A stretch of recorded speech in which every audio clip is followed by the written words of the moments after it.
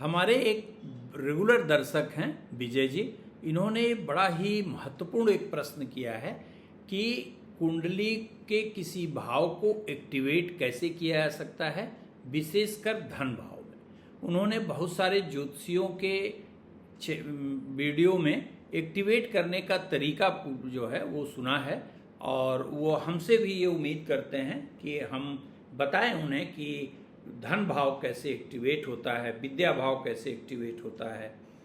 पहला प्रश्न। दूसरा उनका प्रश्न ये है कि कुंडली देख के किसी भाव की में निगेटिव एनर्जी ज़्यादा है या निगेटिव है, इसको जो है वो दूर करने के लिए क्या क्या उपाय किए जा सकते हैं, या कैसे पहचाना जा सकता है कि कुंडली के इस भाव में निगेटिविटी है। तो ये हालांकि उनका पुराना प्रश्न है, और मैं पहले इसे बड़ा इजी गोइंग ढंग से जो है कि ये कोई बहुत खास बात नहीं है, इसलिए मैंने लिया नहीं। लेकिन फिर दोबारा जब उनका प्रश्न हुआ तो मुझे लगा कि नहीं, अब ये आवश्यक है कि मैं इस प्रश्न का आपके जवाब दूं। तो बिना समय नष्ट किए हम सीधे आपके विषय पे आते हैं। जय महादेव दर्शकों, पूरा वीडियो जरूर देखिएगा, बहुत ही इंटरेस्टिंग वीडियो ये होगा।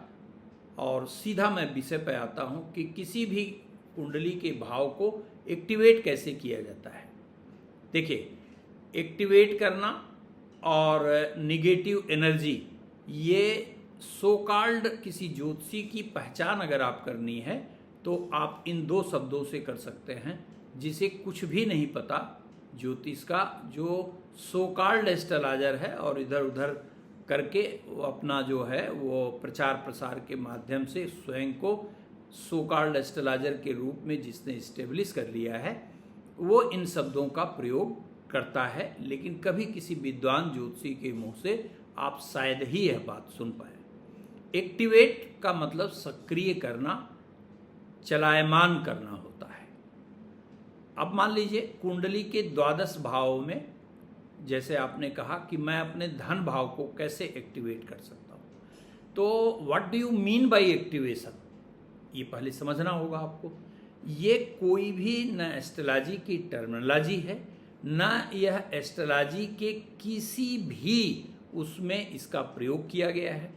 यह मनगढ़ंत जो है, इस शब्द को जबरदस्ती मनगढ़ंत रूप से इसे बैठाया गया है, ये कटबैठी है एक्टिवेट करना। धन भाव कैसे एक्टिवेट होगा, सुनने में बड़ा अच्छा लगता है।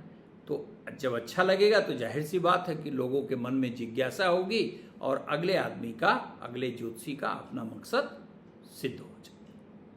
लेकिन मूलतः इसकी वास्तविकता क्या है? देखिए, जन्म कुंडली के इन द्वादश भावों में किसी भी भाव से संबंधित यदि आपको समस्या है, कोई दिक्कत है, तो उस दिक्कत को समाप्त करने के लिए ये ज्योतिषीगण इस शब्द का अधिकांशतः प्रयोग करते हैं। और वो ऐसे शब्द कहते हैं जैसे कि ये छोटे से प्रयोग से जो आपका धन भाव है वो एक्टिवेट हो जाएगा, रातों रात आप करोड़पति हो जाएंगे। ऐसा नहीं होता है, वास्तविकता इसकी ये नहीं है। देखिए, मान लीजिए आप विजय जी के प्रश्न को अगर हम लें तो धन भाव से संबंधित उन्हें कोई समस्या है। मान लीजिए द्वितीय भाव, जिसे धन का भाव कहा जाता है, अगर मान लीजिए आपके पास परमानेंट सोर्स ऑफ इनकम नहीं है, या आप जो है धन कमाने के बाद भी धन संचित नहीं कर पाते, तो एक्टिवेशन, यह क्लियर जान लीजिए कि यह बकवास शब्द है और एस्ट्रोलॉजी का इस शब्द से कोई लेना देना नहीं है। मान लीजिए कोई भी जो है लग्न है आपकी, मैं उदाहरण के साथ बताता हूँ। मान लीजिए आपका जन्म धनु लग्न में हुआ है। धनु लग्न में यदि आपका जन्म है तो धन भाव का स्वामी जो होगा वो शनि नामक ग्रह होगा, क्योंकि मकर राशि धन भाव में पड़ेगी। धनु लग्न अर्थात 9 नंबर की लग्न होगी, तो दूसरा जो घर होगा वो धन भाव कहलाएगा। तो धन भाव का मालिक शनिचर नामक ग्रह, शनि नामक ग्रह अगर वेल प्लेस्ड है, जैसे तीसरे हो गया, छठे हो गया, दसम हो गया, एकादश हो गया, दैट इज गुड।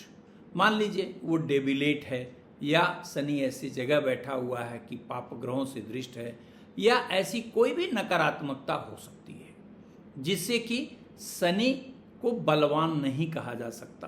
पहली बात, दुर्बल कहा जाए जैसे ग्रहों के बलाबल में आप देख सकते हैं कि बिनसोपक बल में कितना अंक है उससे, खटबल में कितना अंक है उससे, माने बल मापने के जितने भी पैमाने हैं उन सब का प्रयोग आप करके ये देखेंगे कि शनि नामक ग्रह की वस्तु स्थिति क्या है। लेकिन एकमात्र शनि के मजबूत हो जाने से, मान लीजिए धन भाव का मालिक आपके शनि जरूर है, लेकिन अगर यह शनि एकादश भाव में है तो आप राजा हो जाएंगे। उच्च का एकादश भाव धनु लग्न में जब कभी भी एकादश भाव में शनि बैठेगा तो उच्च की कक्षा होगी उसकी, तो उच्च का हो जाने से आप राजा हो जाएंगे, यह सोचना भी मूर्खतापूर्ण है।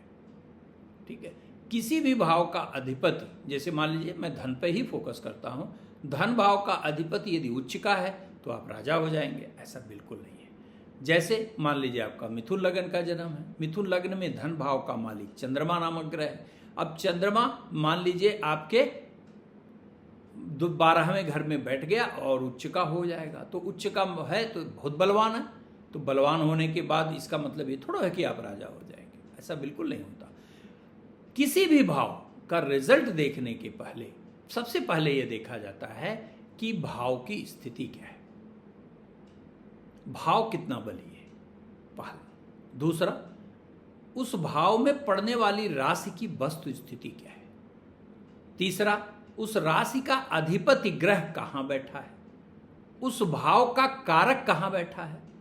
ध्यान दीजिएगा मित्रों, मैंने क्या कहा कि वह भाव कितना बलवान है, उस भाव में जो राशि पड़ी है वो कितनी बलवान है, उस राशि का अधिपति ग्रह कितना बलवान है, उस भाव का जो कारक है वह कितना बलवान है, उस भाव पर कितने शुभ ग्रह की दृष्टि पड़ रही है, उस भाव पर कितने पापग्रह की जो है वो दृष्टि पड़ रही है। ये सारी बातें देखी जाती हैं। लेकिन मान लीजिए कि सारे पैमाने पर भी आपके द्वितीय भाव का अधिपति निर्बल है, तो वो क्या करेंगे। तो ऐसा नहीं होता है कि उस भाव से संबंधित आप पत्थर पहन लीजिए, नो, कभी नहीं ऐसा जो है वो काम करना चाहिए। ये जान लीजिएगा दर्शकों, क्या करना है आपको कि सबसे पहले आप मान लीजिए कि 2 प्रकार की लगनें जो है वो मुख्य रूप से कही गई हैं।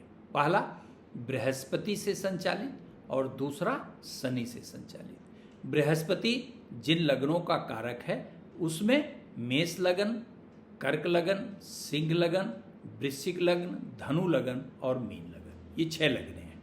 ठीक इसी प्रकार जिसमें शनि जन्म कुंडली का आधारभूत ग्रह कहा गया है, उसमें वृषभ लग्न, मिथुन लग्न, कन्या लग्न, तुला लग्न, मकर लग्न और कुंभ लग्न होती है।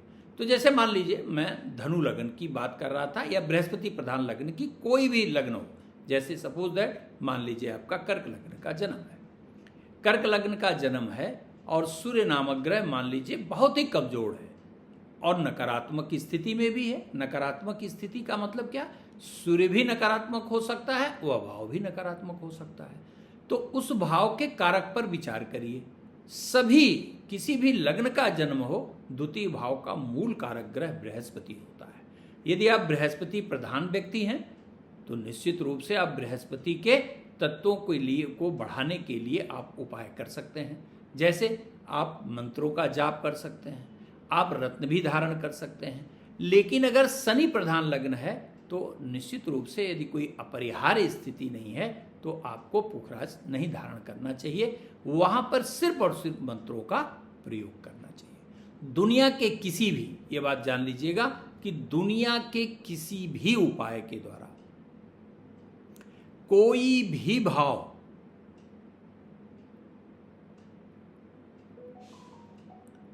जो फलित है, जो क्षमता है उस भाव की, उससे अधिक परिणाम नहीं दे सकता है। ये बात आपको ध्यान में रखनी होगी। और क्योंकि वह जन्मकालिक जो स्थिति है आपकी, उसमें सुधार संभव है, लेकिन 0 को 100% ले आना ये इम्पॉसिबल है, ये नहीं हो सकता है। ये बोल के और अपने को बेचा जा सकता है, लेकिन वास्तविकता ये बिल्कुल नहीं होता है। जैसे आपका जन्म हुआ, आप अपनी जन्म कुंडली में दारिद्र्य योग लेके पैदा हुए, तो आपको राजा नहीं बनाया जा सकता। ये बात बहुत स्पष्ट रूप से आप जान लीजिए। जन्मकालिक योग जो नकारात्मक है, निगेटिव है, वह आपका बहुत हद तक वर्केबल बनाया जा सकता है, लेकिन अप टू द मार्क जो है वो संभव नहीं है। तो पहली बात, किसी भी एक्टिवेट कौन होता है? एक्टिवेट होने का मतलब आप किसी व्यक्ति को एक्टिवेट कर सकते हैं, किसी मशीन को एक्टिवेट कर सकते हैं। अरे जन्म कुंडली के किसी भाव के एक्टिवेशन का क्या मतलब है? कोई मतलब नहीं, मूर्खता के अतिरिक्त और कुछ भी नहीं है। हाँ, यह अवश्य ध्यान रखिए कि दुनिया में एकमात्र मंत्र या पूजा ही एक उपाय है जो संबंधित भाव के ग्रह की यदि की जाए तो बहुत सारा संतुलन प्राप्त किया जा सकता है। तो विजय जी, निश्चित रूप से आपको यह स्पष्ट हो गया होगा कि एक्टिवेशन यह निहायत ही जो है वो मूर्खता प्रतीक जो है, मूर्खतापूर्ण जो है वो शब्द जो है ज्योतिष के संदर्भ में जब कभी किसी भाव को एक्टिवेट करने के लिए कहा जाएगा तो यह निश्चित रूप से ये अल्प ज्ञान या सो कॉल्ड एस्ट्रोलॉजर ही कह सकता है, बाकी कोई जानकार ज्योतिषी कभी इसका प्रयोग नहीं कर सकता। दूसरी बात, आपने कहा कि निगेटिव एनर्जी, तो निगेटिव एनर्जी और पॉजिटिव एनर्जी ये एक हद तक जायज यह भी नहीं है, लेकिन बोलचाल की भाषा में जैसे होता है कि कोई ग्रह नकारात्मक है तो उसके लिए लोग प्रयोग करते हैं कि निगेटिव एनर्जी बहुत जो है वो है। ऐसा नहीं है। Negative energy is other word. ये at a time of birth जो कॉम्बिनेशन लेके आप पैदा हुए हैं, दैट इज रिटन। ये बात आप ध्यान रखिएगा। अगर कोई ग्रह नकारात्मक है तो वो निगेटिव एनर्जी दे रहा है, ऐसा नहीं होता है। एनर्जी नहीं दे रहा है, उससे संबंधित जो तत्व हैं आपके वह नकारात्मक हो सकते हैं। आपके शरीर में उसकी तत्वों की कमी पाई जा सकती है, ठीक है। और जो संतुलन में है वह संतुलित कंस्टिट्यूएंट्स है। कभी कभी किसी ग्रह के अनावश्यक रूप से आवश्यकता से अधिक बलवान होने पर संबंधित तत्व की अधिकता भी शरीर में पाई जाती है। तो यहाँ पर जो बल है उसको आप एनर्जी के रूप में, सामान्य शब्द के रूप में जैसे जो है वो आप अपनी बात कहने के लिए जरूर प्रयोग कर सकते हैं, लेकिन ये मीनिंगफुल वर्ड इसको लेकर भी नहीं कहा जा सकता। ज्योतिष एक बड़ा ही, आप ये समझ लीजिए कि दुनिया में ऐसा कोई विज्ञान नहीं है जो इतना शुद्ध हो, बशर्ते कि इस विद्या के संपूर्ण ज्ञान के लिए आपको अपने इष्ट और आपको जन कल्याण की भावना से ही कार्य करना होगा। ऐसा नहीं है कि सफलता आपकी मापदंड हो, ये बिल्कुल नहीं है। ज्योतिष परम कल्याणकारी विषय है और जहाँ कल्याण शब्द है वहाँ प्रसार शब्द बिल्कुल नहीं है, ये ध्यान रखिएगा। अब मुझे पूरा विश्वास है कि आपको ये बात समझ में आ गई होगी कि एक्टिवेट करना यह बिल्कुल जो है वो बिल्कुल ही, मतलब समझ लीजिए अनपढ़ों की भाषा है। ज्योतिष में इसका कोई स्थान नहीं है। बोलचाल में समझने के लिए आप एनर्जी का जो है वो प्रयोग बल के स्थान पर यदि करते हैं तो कर सकते हैं।